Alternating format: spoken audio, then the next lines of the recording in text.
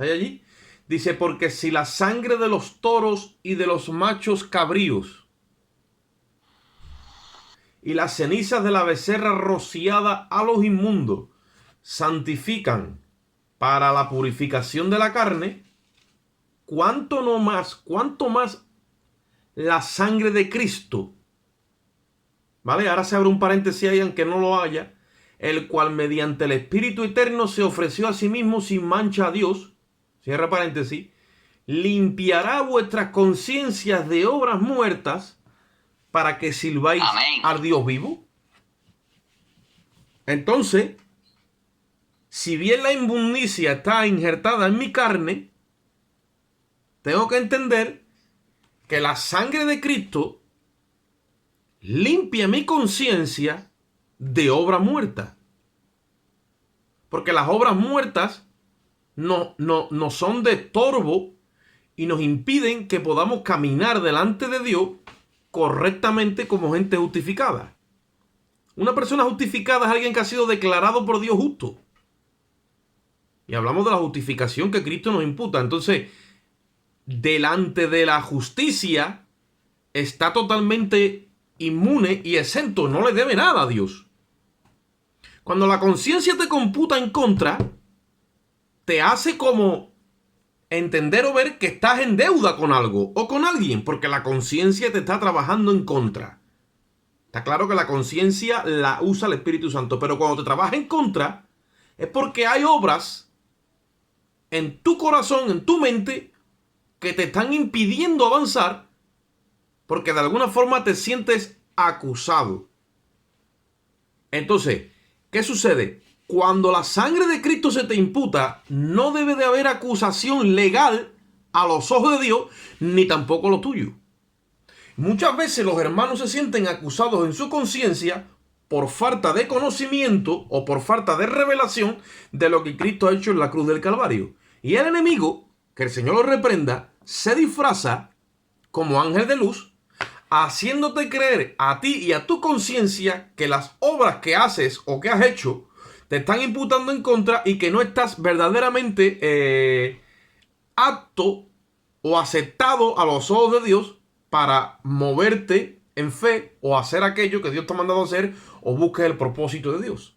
Pero ahí dice que Cristo, estando ya presente como un sumo sacerdote, o sea, como aquel que intercede y está administrando lo nuestro, dice que Cristo no ha entrado en el tabernáculo que levantó Moisés aquí abajo o Salomón, dice que ha entrado en el celestial.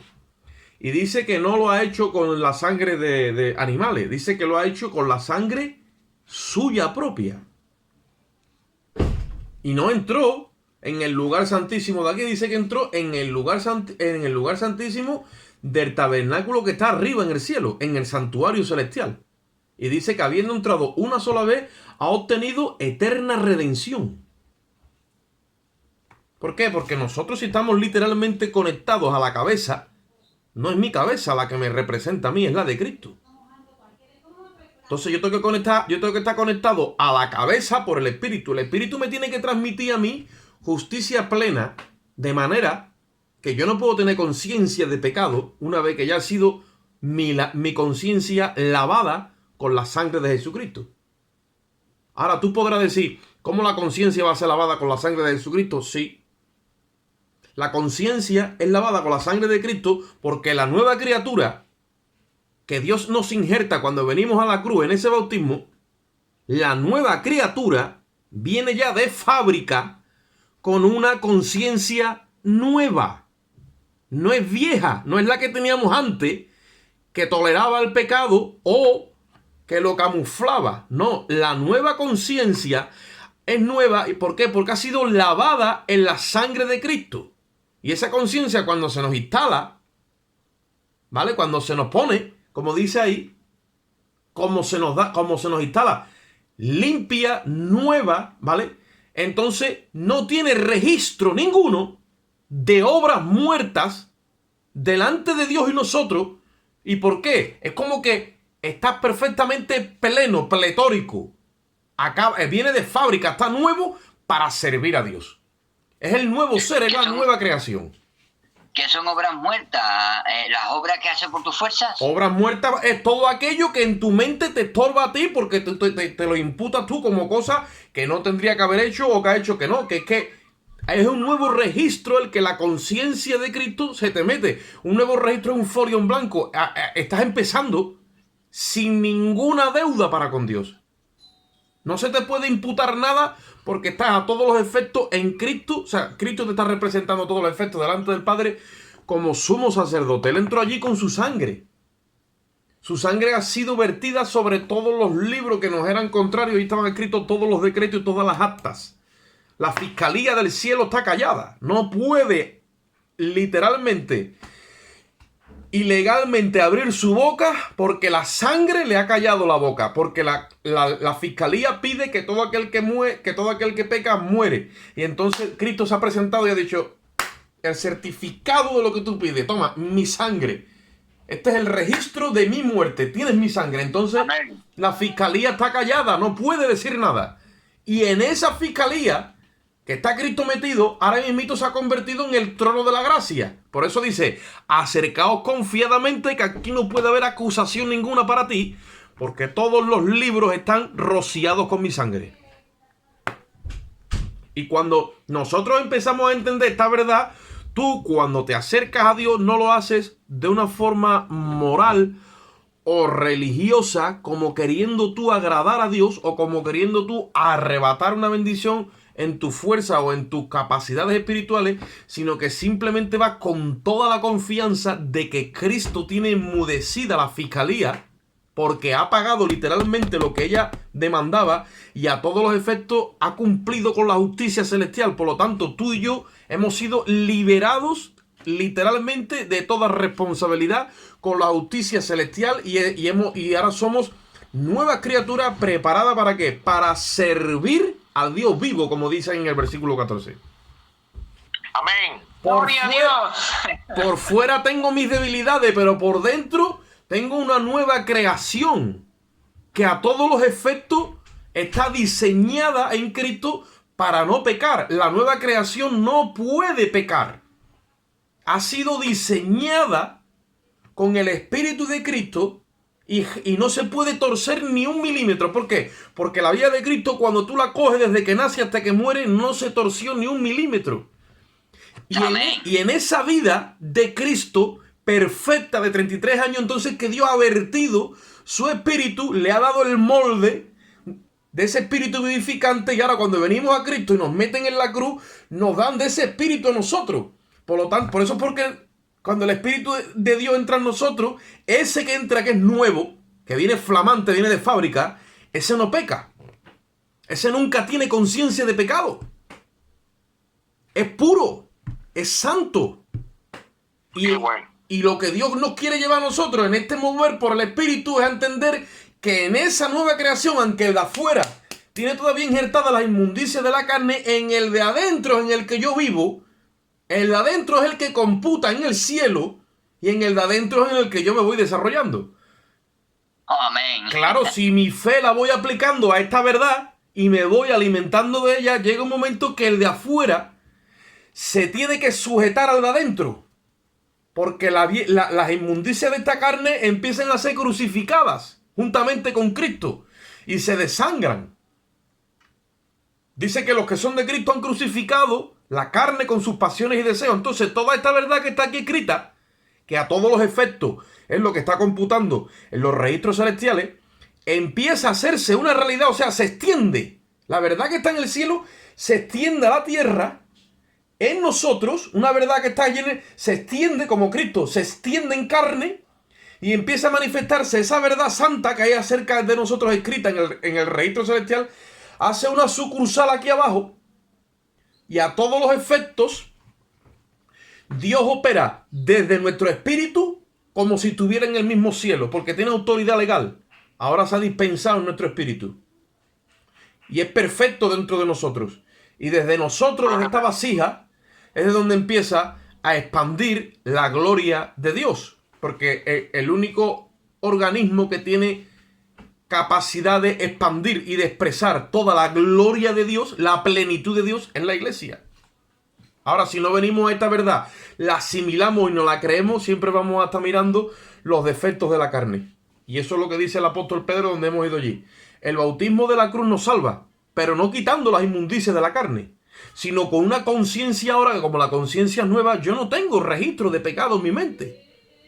Yo fallo, yo cometo errores, pido perdón a mis hermanos muchas veces. El Señor, yo perdóname. Todo eso es como una especie de cultura religiosa, ¿vale? Porque con mi ser es así. Pero a todos los efectos, el de adentro, el que me han instalado a mí en la cruz, ese no peca. No peca, es perfecto. Y en ese es en el que yo me proyecto porque yo quiero ser perfecto también con el de afuera. Porque a todos los efectos yo soy trino, espíritu, alma y cuerpo. Entonces tengo una lucha. Y si vas a Gálatas lo ves. Dice que claro, quisiéramos servir a Dios, pero la carne se opone. Y estos dos sentidos se oponen entre sí para que no hagáis lo que quisierais. ¿Qué pasa?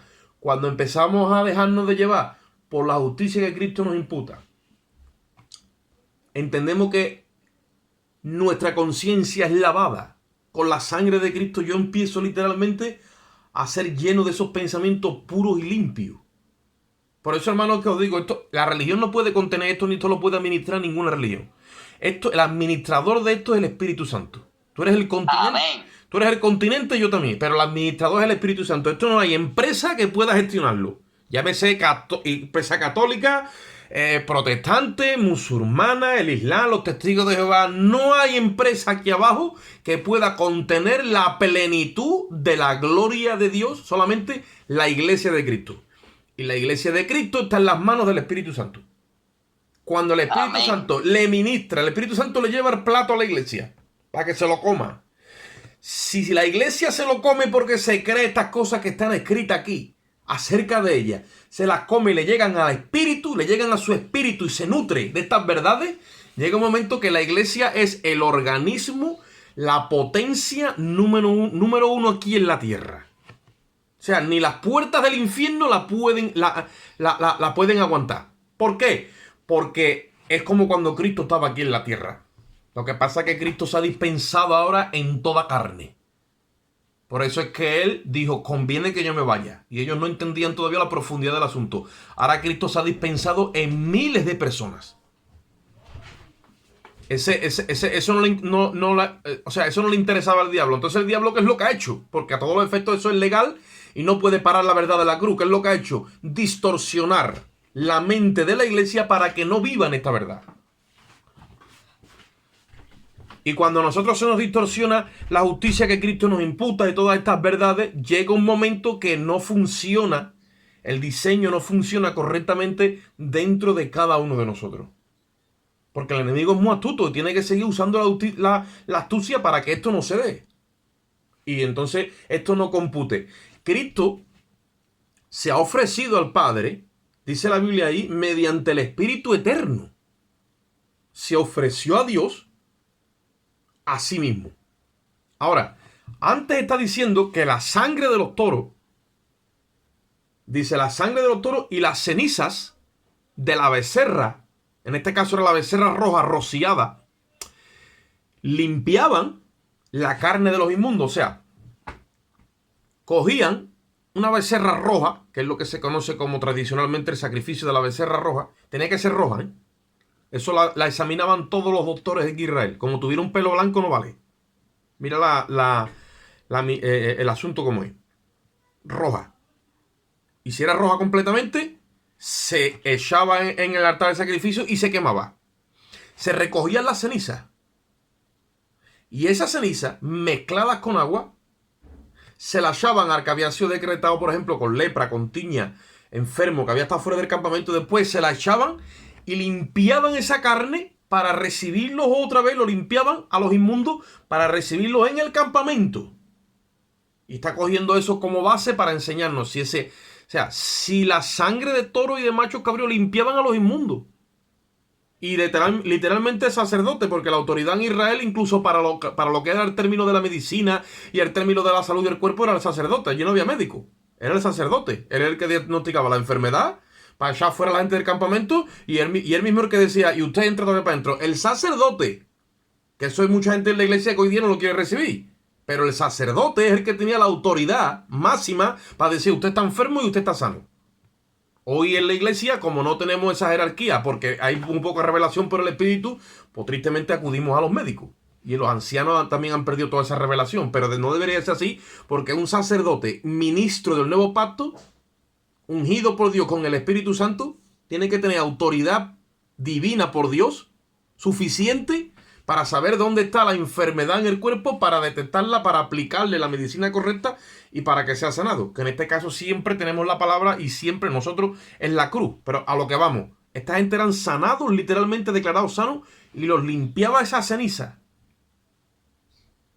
¿Cuánto nomás dice, os limpiará usted de vuestra conciencia la sangre de Cristo que ha sido ofrecida en un lugar de eternidad? En un lugar de eternidad, ¿cuánto nomás os limpiará ustedes para que le podáis servir a Dios vivo? Entonces, ¿qué es lo que sucede? Cuando mi conciencia es limpiada, no en lo temporal, sino en una dimensión de eternidad, mi conciencia me la limpia, está diciendo que yo voy a ser eternamente limpio de pecado.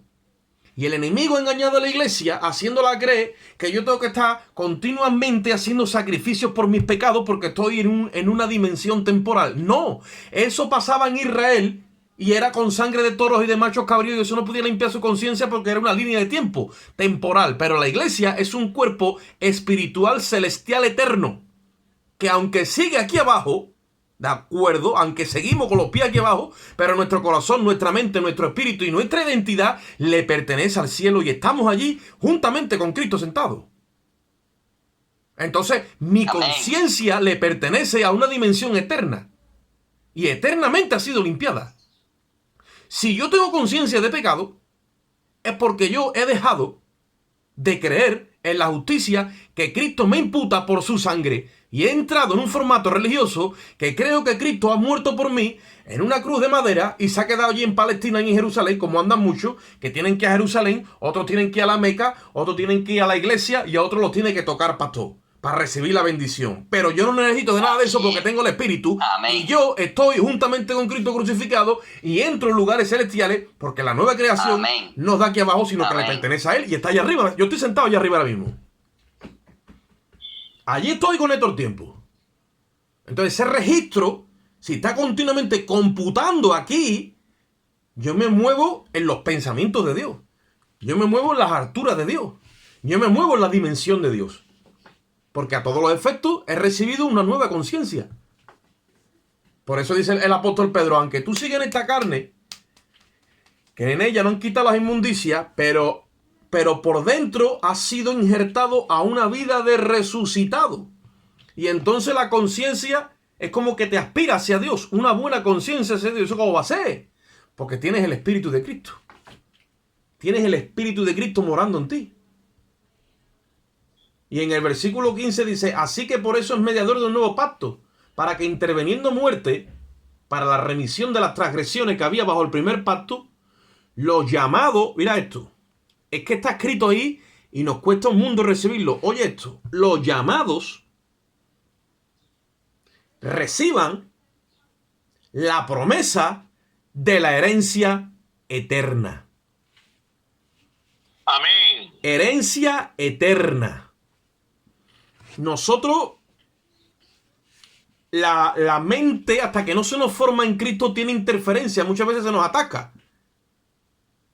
Y se nos queda para ahí, como muchas veces la imagen, ¿ves? Que se queda uno ahí. Y después sigue. Porque el internet está cortito.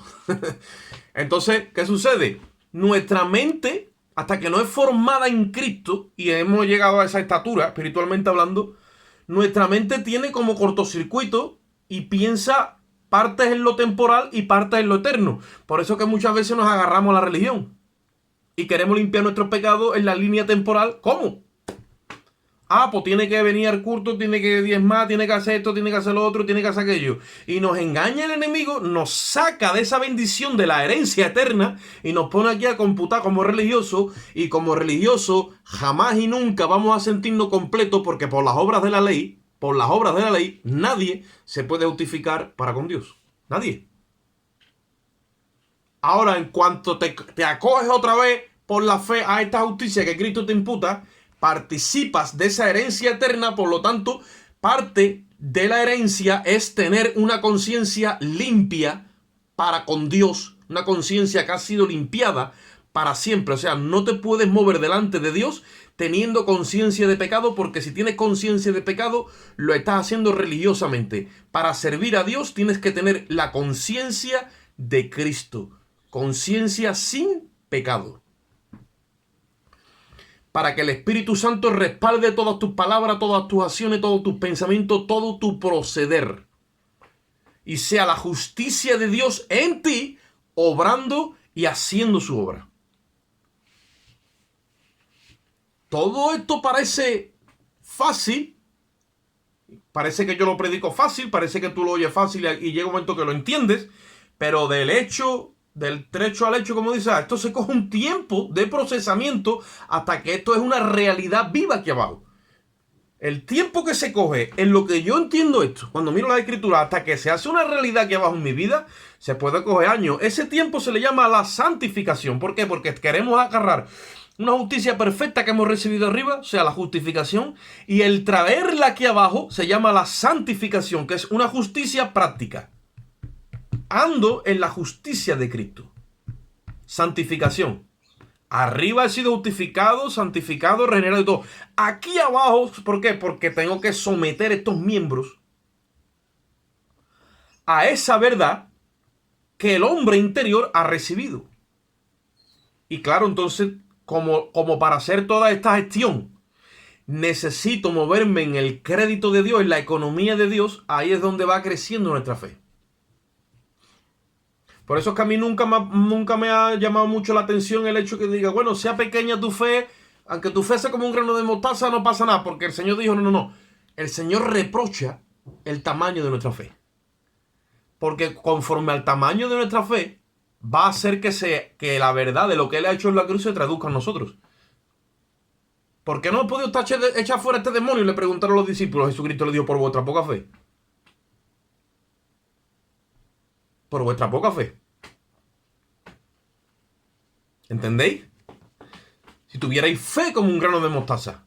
Pero no, es que Así es. la cantidad de fe tiene que ver con la capacidad que tú tienes de procesar la verdad de Dios que está aquí escrita en tu espíritu. Y esa es la economía en la que nos debiéramos de proyectar. Claro, estamos sujetos a una línea de espacio, tiempo, temporal, y entonces lo secular muchas veces nos come. Nos absorbe. Tenemos que trabajar, tenemos que pagar, tenemos la hipoteca, tenemos los recibos, tenemos esto, el coche, para allá, para acá, 20.000 historias. Y muchas veces el discipulado se ralentiza. Y el mundo de hoy está terrible. El príncipe de la potestad del aire está operando en los hijos de desobediencia como nunca antes. Y ha acelerado los tiempos con el internet. El último dato que yo tengo es que ahora mismito se consigue hacer lo que se hacía hace 10 años en 24 horas, se está haciendo ahora mismo en 13 horas. O sea, en una década, con la revolución del internet y acelerar los tiempos, en una década se ha conseguido reducir el cronos en 11 horas. Se consigue hacer lo que antes hacían 24, la han comprimido en 13. Las otras 11 siguen metiendo compresión. Entonces, eso es lo que sentimos nosotros, que los tiempos se acortan y que estamos como que nos falta el tiempo. ¿Por qué? Porque el enemigo, que es el príncipe de la potestad del aire, ha acelerado el caminar, o sea, ha acelerado al planeta con el satélite y le ha metido una velocidad para que el ser humano ya no tenga capacidad de procesar las cosas correctamente, ni se pueda dedicar ni siquiera a Dios. Antiguamente se vivía más despacio y era de alguna forma como más fácil acceder a lo de Dios. Pero hoy día no. Por eso que sentimos todo, la gran mayoría tenemos este sentimiento, que nos falta el tiempo. Y es una señal del último tiempo, ¿no? Una También. señal del último tiempo, pero yo hablo con hermanos y yo digo, hermano, yo por ejemplo tengo 6 hijos, tengo uno malito y... o sea, aparentemente, bueno, me puedo ver un poco apretado, pero hablo con un hermano que vive solo, no tiene hijos, no tiene responsabilidades y me dice que es que se siente como que le falta el tiempo. Digo, pero ¿cómo que te va a faltar tiempo? A ti te sobran, pero dice, no, yo... ¿Y qué pasa? Él es el mismo espíritu el que está oprimiendo. Y cuando el creyente se oprime, dice la Biblia que la opresión entontece al sabio. Entonces nos salimos de esta verdad. Nosotros tenemos que estar comiendo 24 horas de esta verdad. Y si hace falta, tirarnos a una vida de fe. Yo no voy a establecer doctrina por mi cuenta, pero cada uno allá con Dios se tiene que meter a vivir la vida de la fe, porque todo el tiempo que tu vida no compute en fe, lo que hace es que te mueves por obra o por religiosidad. Y eso lo que trae al final es aflicción a tu vida. Ahora, no hay nada más glorioso, más descanso que vivir en la justicia de Cristo y descansar y reposar continuamente en Él. Amén, amén. Muchas de las cosas por las que nos estamos afligiendo son decisiones que hemos tomado nosotros. Nos hemos comprometido con préstamos, con hipotecas, con esto, que son necesarias para los días de hoy, pero que las hemos hecho muchas veces nosotros. A lo mejor si hubiéramos contado con Dios, a lo mejor estaríamos otra cosa. Y Dios permite también esto para que el sufrimiento de uno dice, Dios mío, pero para que le busquemos más de cerca, para que seamos más conscientes de lo que la palabra de Dios enseña, de que todo está en Él, y que nuestra herencia ya está conseguida, todo está en Él. Lo que menos hace la iglesia hoy es esperar en Dios. Lo que menos hace la iglesia hoy es comer esta palabra. Lo que menos hace la iglesia hoy es descansar y reposar en la justicia de Cristo.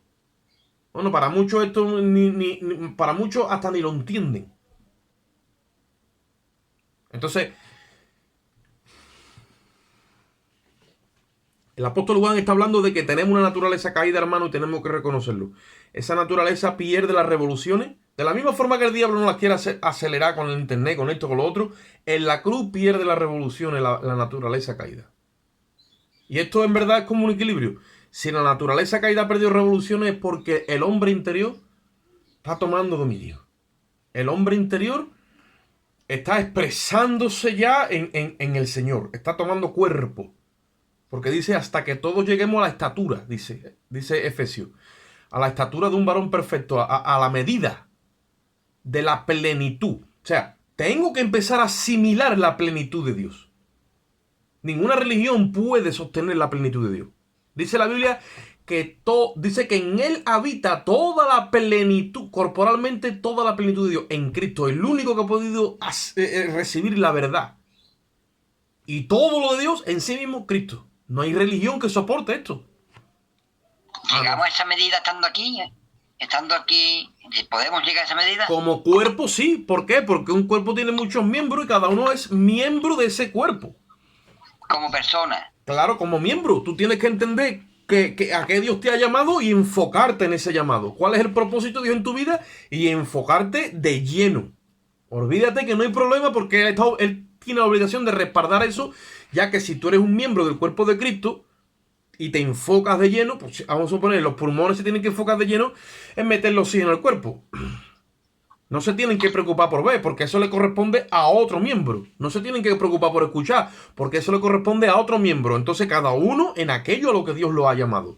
Ahora, cuando tú entiendas el llamado que Dios te ha hecho por el Espíritu y te enfoques, porque ya estás claro, Dios te va a financiar 100%, porque este es su negocio, este es su diseño.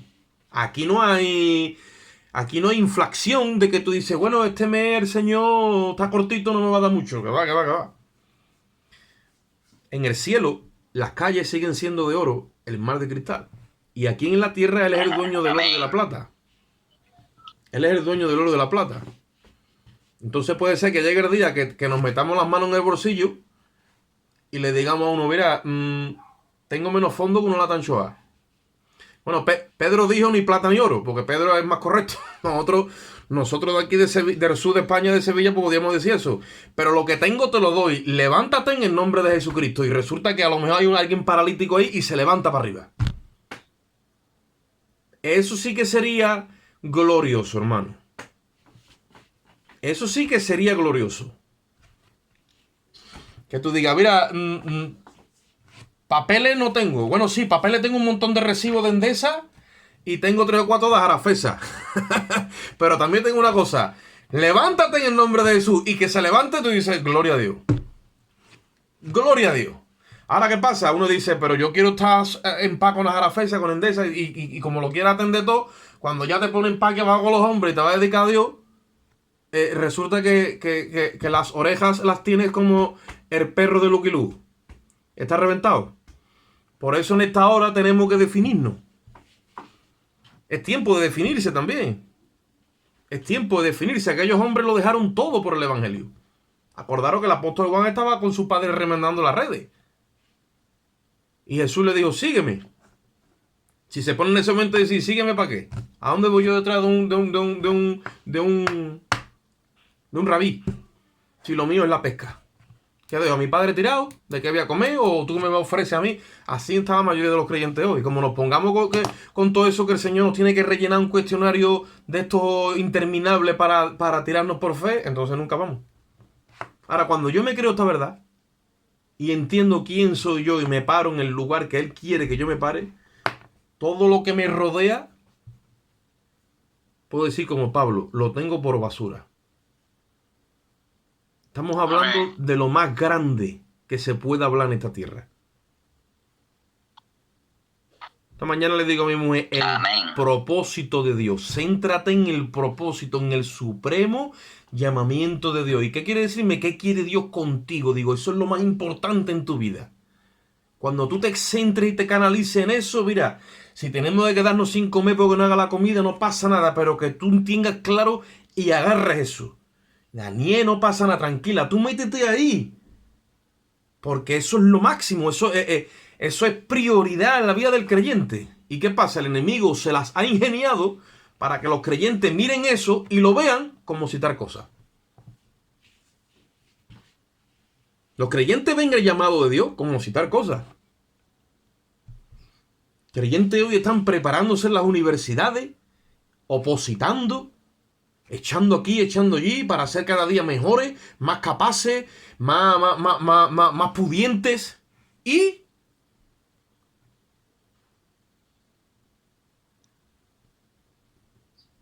esta mañana fui yo allá a la farmacia, cuando venía de vuelta, escucho que me dicen, como si fuera un anuncio, ¿no? Un anuncio por ahí, ¿no? Se necesitan predicadores del Evangelio. No hay. La iglesia no está predicando el Evangelio, hermano. Ese es el problema. La iglesia no está predicando el Evangelio. Yo no digo que no trabajemos. Yo no digo que no comamos. Yo no digo que no salgamos. Todo eso tiene su contexto y su orden. Y en su tiempo es precioso.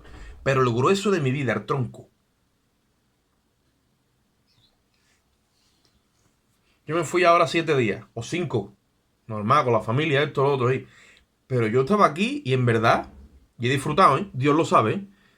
Yo estaba aquí, pero mi mente, yo estaba allí gozándome con mis hijas, con todo, pero mi mente no estaba allí.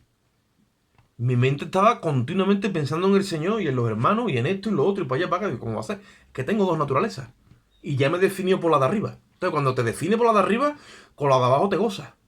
Vamos, que te goza. Que te goza que si te va a la playa y te toma allí 2 sardinas bien, y si no, me gozo igual. O sea, yo me gozo absolutamente igual. Porque mi gozo viene de arriba. Mi sustento viene de arriba. La vida que se nos manifestó, dice el apóstol Juan, y nosotros la hemos tocado, papá.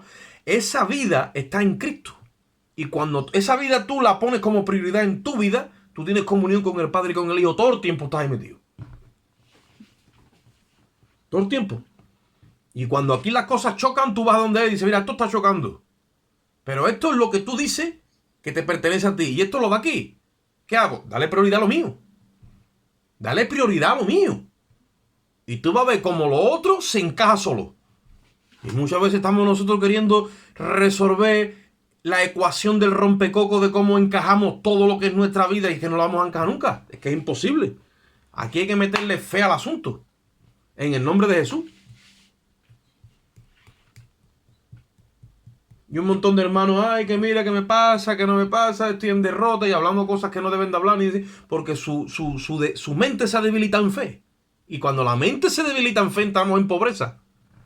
Siendo rico, al final acabamos pobres. No, porque él siendo rico se hizo pobre para que nosotros siendo pobres fuésemos enriquecidos. Vamos un momentito a Primera de Timoteo. Ya con esto lo vamos a dejar porque son las 9:05. El tiempo avanzado. Sí, porque nos ha dejado mudo. Mudo nos ha dejado. ¿Por qué?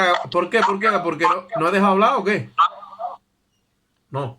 ¿Qué ha pasado? Mudo porque la verdad tenemos que avanzar mucho en eso y nuestro espíritu nos lo hace ver. Amén. Amén. Pero parece todo tan lejano, tan... Bueno, la fe que necesitamos, Federico, viene por el oír. Cuando tú oyes esto, te reafirmas más. Como que coges fuerza. Ahora ya, claro, la voluntad no se te puede quebrantar nunca. Eres tú el que la entregas a Dios voluntariamente y dice, mira, yo me entrego. Como yo le estaba diciendo ante un hermano, si tú te combinas con Dios, te alineas y le dices, mire, Señor, yo recibo el rechazo de voluntad propia, porque me están rechazando, lo recibo por amor a ti. Se acabó, no voy a pelear más con el rechazo.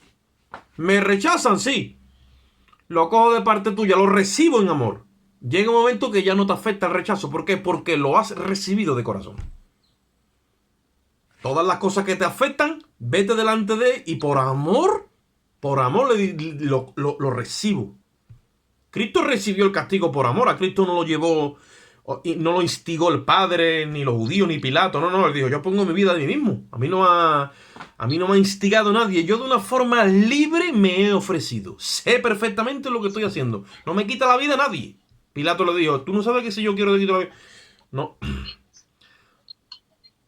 Si a ti no te dan poder sobre mí, a mí no me puedes hacer absolutamente nada. Lo que pasa es que yo he ofrecido mi vida. Pues de la misma forma, tú combinas con Dios. ¿Qué es lo que te está afectando? ¿Qué es lo que sea que te aflige? Lo que te trae ansiedad, lo que te trae agobio, lo que no entiendes. Combínalo, arréglate con él en la intimidad, en oración, y dile, yo recibo esto de parte tuya. Y se acaba el problema. De verdad que se acaba, porque por amor, es que esto se vence por amor. Cuando tú te humillas y dice, entonces esa parte tuya queda crucificada. Al quedar crucificada, ya esa pasión o eso que te estorba, ya no está. Ya no está. Porque ya se las has entregado a él. Y eso se desangra en ti. Se desangra. Y ya tú en esa parte lo que tienes es espíritu vivo. Vamos un momentito a Primera de Timoteo. Y ya lo vamos a dejar ahí. Primera de Timoteo 1, versículo 5. Primera de Timoteo 1, versículo 5.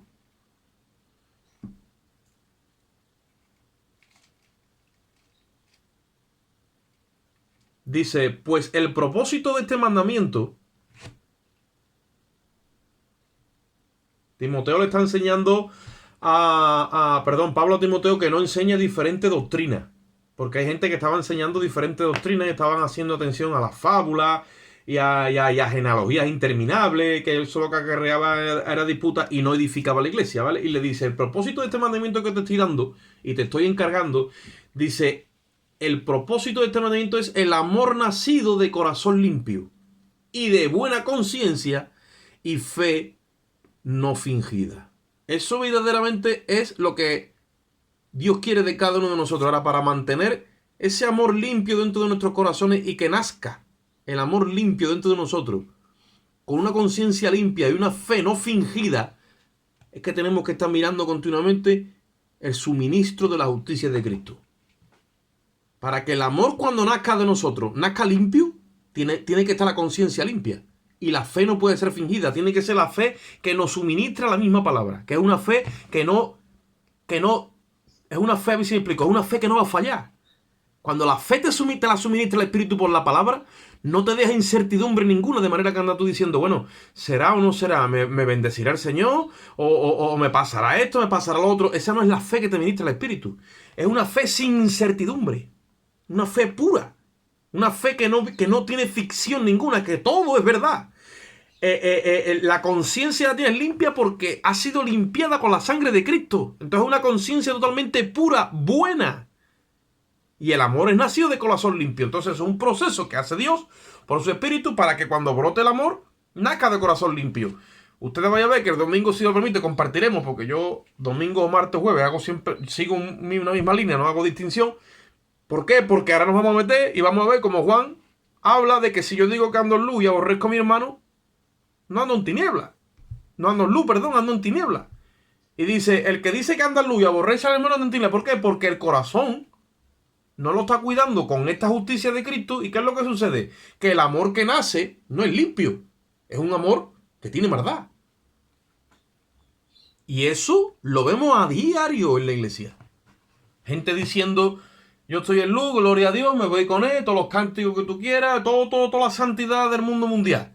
Ya resulta que al hermano lo tiene atravesado. Y como te coja a ti y te enchufe la lengua, te pone la cabeza como un bombo del hermano. Al final tú tropiezas. No. Eso no se puede tolerar en la iglesia. Eso es pecado mortal a los ojos de Dios. Lo importante que es amar al hermano. Amar al hermano difícil. El fácil no, porque el fácil, imagínate, el fácil fluye como un acordeón. El dificilito, gloria a Dios, con el amor de Cristo, con la conciencia limpia, con la fe no fingida. Llega un momento que tú amas al hermano y el diablo dice, no me lo puedo creer, ¿me tengo que ir yo? Y tú le dices, te tiene que ir tu diablo. Al final voy a amar a mi hermano. Y se tiene que ir el diablo, se tiene que ir. Se tiene que ir. Se tiene que ir y coger el primer autobús que salga para Pontevedra, si hace falta.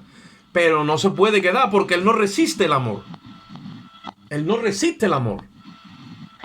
Y eso es lo que hay que hacer, echarlo fuera a él. Si a ti te está turbando en tu mente, que se vaya el diablo. Muchas veces dicen, no, que se vaya el hermano, que se vaya la hermana. No, te voy a enseñar un nuevo modelo de expresión en la iglesia. Que se vaya el diablo, hermano. Echa fuera el diablo de tu mente. Y lleva todo pensamiento cautivo a la obediencia a Cristo. ¿Qué te dice Cristo en los mandamientos? Ama a tu prójimo como a ti mismo. Ama a tu hermano. Y entonces no solo dice que estás en luz, sino estás andando en luz. Y cuando nosotros andamos en luz, como Él está en luz, dice la Biblia, tenemos comunión los unos con los otros y la sangre de su Hijo Jesucristo nos limpia todo pecado. Evidentemente, nos limpia porque la conciencia está limpia. Cuando la conciencia está limpia, no tolera el aborrecimiento hacia ningún hermano. Como tú te encajes la conciencia de Cristo, como ese diadema que tenía el sumo sacerdote en la antigüedad, se encajaba ese diadema, símbolo de la mitra limpia, no te deja el Espíritu de Dios aborrecer a tu hermano. No te deja. Claro, a muchos dice el diablo, quítate ese diadema, o sea, quítate la mente de Cristo, quítate esa conciencia limpia. Y entonces sí, claro, con la conciencia sucia, pues el amor también entonces no nace de corazón limpio. Amén, amados. Entonces le tenemos que meter la depuradora de la cruz. Amén.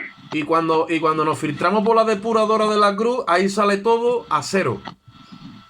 Eterna redención. Gloria a Dios.